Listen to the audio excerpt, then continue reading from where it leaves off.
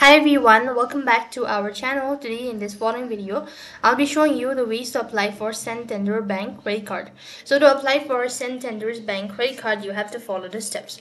First thing, open up a browser and type in santanderbank.com. And while you're on this page, go to the credit card section from the top right. It is going to take you to the official page. So to apply for the credit card, you must make sure that you already have an account. If you don't have an account, then you won't be able to proceed on to the next step. So the Santander banks provide a variety of credit card.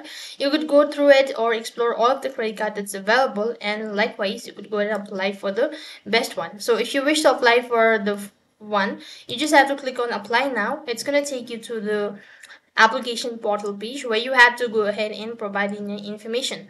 So the information is that you just have to give your personal information, your contact details, your zip code, your state, and all that, and follow the prompt and provide in all the information that has been asked, and you'll have successfully applied for the credit card of Santander Bank. So that is all for this video. I hope the video was helpful.